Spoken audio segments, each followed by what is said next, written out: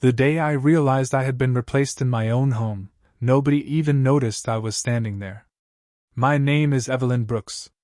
I am 72 years old, and until that afternoon, I believed that if you spent a lifetime loving your family, they would always know where you belong. I was wrong. The morning had started normally enough. I had a routine medical appointment across town, followed by a quick stop at the pharmacy. The visit took less time than expected, so I arrived home nearly 2 hours earlier than anyone anticipated. As I pulled into the driveway, I felt grateful for the extra time. I imagined making a cup of tea, sitting by the window, and enjoying a quiet afternoon. Instead, I walked into something I still struggled to forget. The front door was unlocked. I stepped inside carrying my purse and a small paper bag from the pharmacy. Voices drifted from the living room. Kevin was there. My son rarely left work early. Rachel was laughing about something. Then I heard another voice. Patricia. My best friend for more than 30 years. I smiled at first. Patricia and I had shared birthdays, holidays, and countless conversations. She had stood beside me after my husband passed away. I trusted her completely. That trust lasted exactly 3 more seconds. I turned the corner towards the living room and stopped. Nobody saw me. Patricia was sitting in my chair. Not just any chair. My chair. The one beside the fireplace where I read every evening. Kevin sat across from her holding a notebook. Rachel was beside him. They were discussing plans for the family as though Patricia were the center of every decision. What do you think? Kevin asked. Patricia leaned back comfortably. I think that would be the smartest choice. Rachel nodded immediately. That is exactly what I was thinking. I remained frozen near the hallway entrance. The strange part was not that Patricia offered an opinion. The strange part was how naturally everyone accepted it. Nobody questioned her. Nobody hesitated. It was as if she belonged in that position. As if she had always belonged there. Then Rachel walked into the kitchen and returned with coffee. She handed the first cup to Patricia. Not Kevin. Not herself. Patricia. The gesture should not have mattered. Yet something about it felt wrong. Deeply wrong. For the next several minutes, I listened without interrupting. Vacation plans? Household decisions? Future renovations?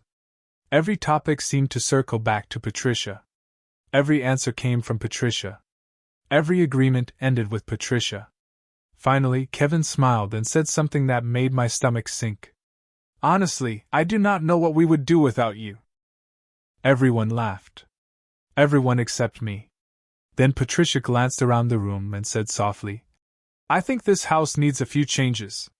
For a moment, nobody noticed me standing there. Then Rachel finally turned toward the hallway and nearly dropped her coffee cup. Evelyn, she said quickly.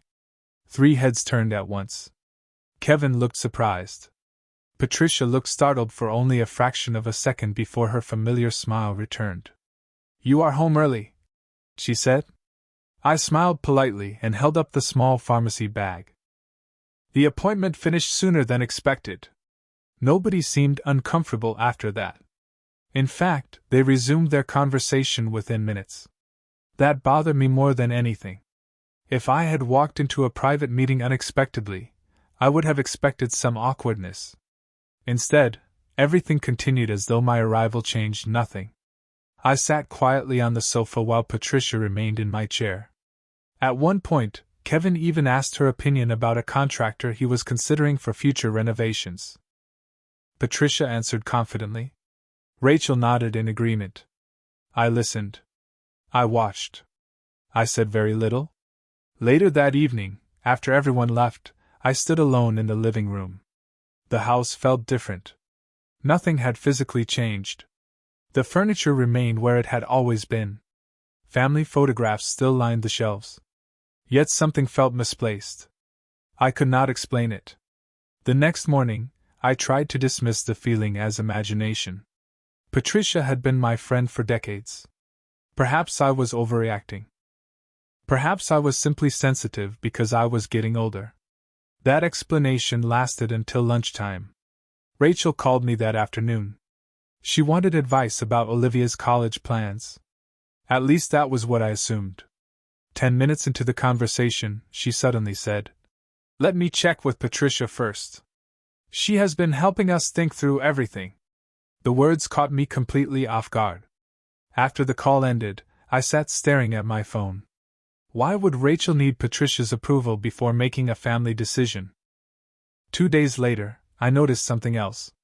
Patricia stopped by unexpectedly while I was gardening. She did not ring the doorbell. She did not knock. She simply opened the front door and walked inside. At first, I thought perhaps Rachel or Kevin had left it unlocked. Then I watched Patricia pull a set of keys from her purse before entering. I stood frozen beside the flower bed. A strange feeling settled in my stomach. When she came back outside 20 minutes later, I smiled and greeted her, as though nothing was wrong. "I did not know you had a key," I said casually. Patricia hesitated. It was brief. Barely noticeable. Then she laughed. "Kevin gave me one months ago. Just in case of emergencies." Emergencies. The word echoed in my mind long after she drove away. That evening, I opened the small drawer beside my desk where I kept family records and household information. I was searching for something specific. Not money. Not valuables. Just answers. And the first thing I found made my heart sink. Patricia's name appeared on paperwork connected to decisions that had never been discussed with me. For the next several hours, I sat at my desk reviewing every document I could find. At first, I expected a simple explanation. Perhaps Patricia had signed as an emergency contact. Perhaps she had witnessed a form when nobody else was available. I wanted to believe there was a reasonable answer. The deeper I looked, the harder that became. Several documents contained her name. Home maintenance approvals. Insurance updates. Renovation consultations. None of them were major decisions by themselves. Yet together they painted a picture I did not recognize. Patricia appeared everywhere. In some cases, her name appeared more often than mine. I leaned back in my chair and stared at the papers spread across the desk. How had I missed this? The answer arrived quickly. I had trusted everyone involved. Trust can be comforting. It can also be blinding. The following weekend, Kevin and Rachel invited me to lunch. We met at a family restaurant we had visited for years. During the meal, I decided to observe instead of speak. Patricia joined us 20 minutes after we arrived. Nobody seemed surprised by her presence. In fact, the waiter greeted her as though she attended these gatherings regularly. That realization unsettled me. While we ate, conversations flowed naturally around the table. College plans for Olivia. Upcoming vacations. Household expenses. Every time a question arose, eyes turned toward Patricia. "Not mine. Patricia's," she answered confidently. Rachel listened carefully. Kevin nodded repeatedly. I sat quietly stirring my iced tea. At one point, Olivia asked whether the family should replace the aging deck behind the house. Before I could respond, Kevin looked directly at Patricia. "What do you think?" he asked. Patricia smiled. "I think it is overdue." The discussion ended there. Her opinion became the decision. Nobody even looked in my direction. Later that afternoon, I returned home feeling strangely exhausted. Not physically. Emotionally. The house felt different now that I knew what to look for. Every room seemed to contain reminders. A decorative pillow Patricia had selected. Curtains Rachel purchased after Patricia recommended them. Furniture rearrangements I never requested. Small changes. Tiny adjustments. Individually meaningless. Together overwhelming. That evening, I opened a filing cabinet in my husband's old office. Inside were records dating back more than 15 years. I spent hours sorting through folders. Most contained routine paperwork. Then I discovered something unexpected. A family savings account had recently been updated. The change itself was not alarming. The name attached to the authorization was Patricia Hayes had been listed as a participating advisor during the review process. I read the page twice to make sure I understood it correctly. My pulse quickened. Why would my best friend be involved in discussions about family finances? The question refused to leave my mind. As I continued searching, another document slipped from a folder and landed on the floor. It was a meeting summary from several months earlier. At the bottom of the page, one sentence had been highlighted. Family leadership transition discussion scheduled for next quarter. I stared at those words for a long time. Then I noticed who had attended that meeting.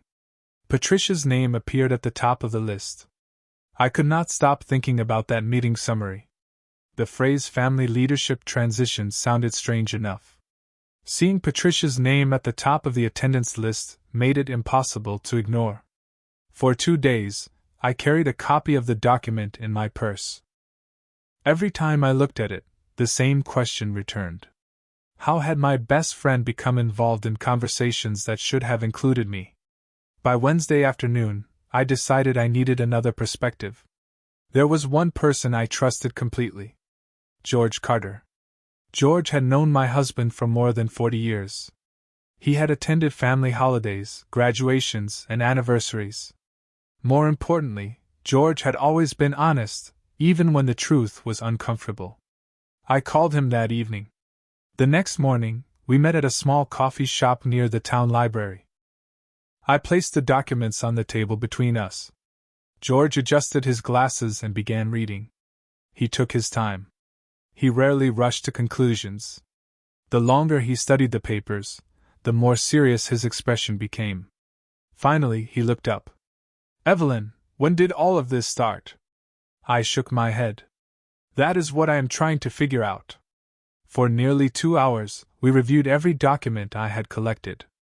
Meeting summaries, financial reviews, home improvement plans, advisory notes. One detail appeared again and again. Patricia's name. Sometimes as an advisor. Sometimes as a participant. Sometimes as a recommended contact. The pattern was impossible to miss once it became visible. George leaned back in his chair. "This did not happen overnight," he said quietly. "Something like this takes years." His words stayed with me during the drive home. Years. The possibility was difficult to accept. That evening, I began looking through old calendars and family records. The deeper I went, the more connections I discovered. Patricia had attended nearly every major family discussion for the last 3 years. She had been present during planning meetings, budget conversations, property reviews, even holiday decisions. In many cases, I had assumed she was simply visiting. Now I wondered if something else had been happening. 2 days later, George called unexpectedly. His voice sounded unusually concerned. "I found something you need to see." An hour later, I was sitting across from him at his dining room table. He slid a folder toward me. Inside was a proposal prepared by a local design company. The project involved extensive renovations to my home. At first, nothing seemed unusual. Then I reached the final pages. My stomach tightened. Several rooms were scheduled for major changes. One room in particular caught my attention. The downstairs master suite. My suite.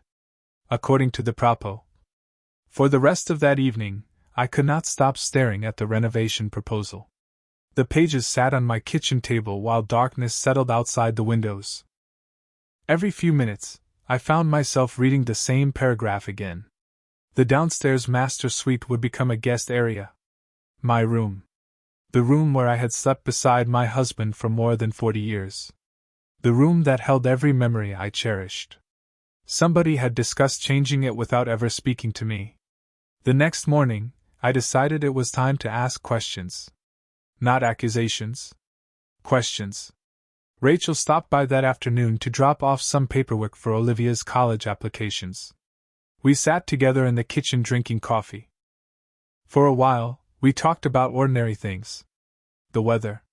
School. Family plans. Then I carefully mentioned the renovation proposal. Rachel did not seem surprised. That immediately caught my attention. "Oh, that idea has been floating around for a while," she said casually. I kept my expression neutral. "Really?" She nodded. "Patricia thought it might make the house easier to manage in the future." Easier to manage. The phrase landed heavily in my mind. "And who asked Patricia to make that recommendation?" I asked gently. Rachel hesitated. "Not long. Just enough for me to notice." "Nobody really asked?" "She was just helping." Helping. That word appeared everywhere lately. Patricia was helping with family decisions. Helping with finances. Helping with planning. Helping with my home. The more I heard it, the less I believed it. Rachel continued speaking without realizing how much she was revealing. She explained that Patricia had attended several planning discussions over the years. Sometimes she offered advice about finances. Other times she shared opinions about family arrangements. According to Rachel, everyone appreciated her perspective because she was practical and organized. I listened quietly. The conversation felt less like a discussion and more like a confession. When Rachel finally left, I sat alone for nearly an hour. A strange sadness settled over me. Not anger. Sadness. Because I was beginning to understand something painful. Patricia had not replaced me suddenly. She had replaced me gradually. One conversation at a time. One suggestion at a time. One decision at a time. Later that evening, Olivia arrived unexpectedly. My granddaughter often visited after classes, but this time she seemed unusually serious. She carried an old spiral notebook tucked beneath her arm. "Grandma," she said softly, "I think you should see this." We sat together at the dining room table. Olivia placed the notebook in front of me. The cover looked worn and faded. Inside were years of handwritten notes. Family schedules. Planning reminders. Meeting dates. At first, none of it seemed important. Then I noticed something. Patricia's name appeared again and again beside major family events and decisions. Olivia watched my reaction carefully. "There is more," she said. I looked up. Her expression had changed. She seemed nervous, concerned, almost frightened. Then she lowered her voice. "A few weeks ago, I overheard a conversation between Mom and Patricia. And what I heard did not sound like friendship at all." Olivia's words hung in the air long after she stopped speaking. I sat quietly at the dining room table with the old notebook open in front of me. Outside, the evening sun had begun to fade behind the trees.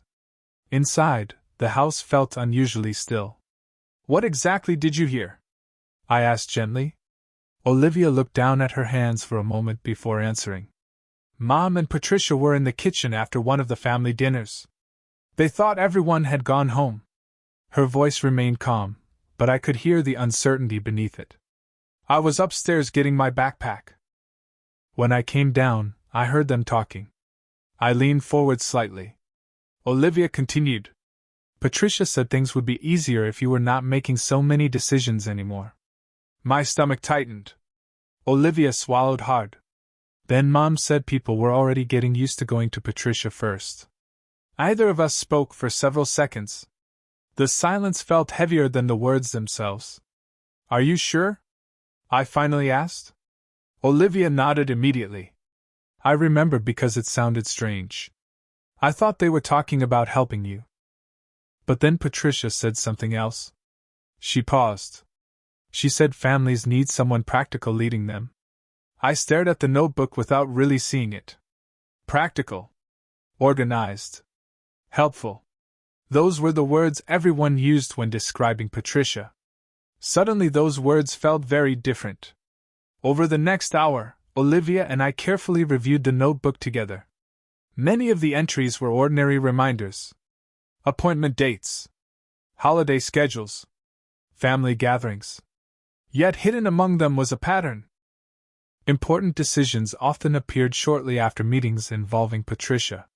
Financial discussions. Home projects. Family planning conversations. The same name appeared again and again. By the time Olivia left that evening, I knew one thing for certain. What had happened was not accidental. The process had been gradual, deliberate, patient. The following morning, I called George and told him everything. We met that afternoon in my husband's old office. Together we spread documents across the desk. George listened carefully as I described Olivia's account. When I finished, he remained quiet for a long moment. "Evelyn," he finally said, "this sounds less like advice and more like influence." The distinction mattered. Advice is offered. Influence is built. As the afternoon continued, we organized a timeline covering nearly 4 years. The results were unsettling. Patricia's involvement increased steadily over time. First, she attended family discussions. Then she participated in decisions. Eventually, she became the person everyone consulted first. Looking at the timeline felt like watching someone slowly move into a house one room at a time. The homeowner barely notices until there is nowhere left to stand. Just before sunset, George discovered something buried inside a folder of planning notes. It was a schedule for an upcoming family dinner at my house the following weekend. At first glance it seemed ordinary. Then I noticed several discussion topics listed beneath the menu arrangements. Future living arrangements. Household management structure. Long-term family planning. I felt a chill run through me. This was not going to be a simple family dinner. Something important was about to happen. And for the first time, I suspected Patricia believed the final step of her plan was almost complete. During the days leading up to the family dinner, I said very little. That surprised everyone, including Patricia. Normally, I would have asked questions. I would have offered opinions. I would have participated in the planning. This time I watched. The quieter I became, the more I noticed. Patricia visited the house 3 times that week. Each visit seemed perfectly ordinary on the surface. She arrived with groceries once. A folder of recipes another time. Fresh flowers on Friday afternoon. Yet every visit ended the same way. Rachel would walk her to the door, and the two of them would stand talking privately for several minutes. Whenever I entered the room, the conversation changed immediately. By Saturday morning, the day of the dinner, I felt certain that something important was about to happen. The house was busy from the moment I woke up. Rachel worked in the kitchen preparing food. Kevin arranged extra chairs in the dining room. Olivia helped set the table. Patricia arrived before noon carrying a large casserole dish and acting as though she lived there. Nobody questioned it. Nobody even seemed to notice. At one point, I walked into the dining room and found Patricia directing where people should sit. "I think this arrangement will work best," she said. Kevin agreed instantly. I stood in the doorway watching. My own dining room. My own family gathering. Yet somehow Patricia was the one organizing everything. Later that afternoon, Olivia pulled me aside. We stepped onto the back porch where nobody could overhear us. Her expression was serious. "Grandma, there is something else I never told you." My heart sank. "What is it?" Olivia glanced toward the house before speaking. "A few months ago, I heard Patricia talking to Mom again. They did not know I was nearby." I listened carefully. "Patricia said that eventually people would stop coming to you first. She said habits change when people are given a better option." The words struck me harder than I expected. Not because they were cruel. Because they sounded calculated. Deliberate. Like someone discussing a long-term project. Olivia continued. Mom did not argue with her. She agreed. For several moments, neither of us spoke. The autumn wind moved gently through the trees behind the house. Finally, I placed my hand over Olivia's. "Thank you for telling me." She nodded. "I just did not think it was right." That evening, as guests began arriving, I looked around my home differently than I ever had before. Every room contained evidence of what had happened. Not a dramatic takeover. Not a sudden betrayal. Something much slower. Much quieter. Patricia had positioned herself at the center of the family while everyone else gradually accepted it. Then I noticed something that made my pulse quicken. Sitting on the dining room sideboard was a folder I had never seen before. Across the front, someone had written 3 words: Future Family Structure.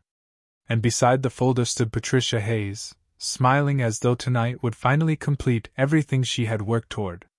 The dinner began exactly as Patricia seemed to have imagined. Family members filled the dining room. Conversations flowed easily. Laughter echoed through the house. Anyone walking in from the outside would have seen a warm family gathering and nothing more. Yet I could feel the tension beneath the surface. Every time I looked at the folder on the sideboard, I remembered everything I had learned over the past few weeks. The meetings. The notes. The plans. The gradual way Patricia had inserted herself into every important corner of my family's life. Throughout dinner, Patricia sat near the center of the table.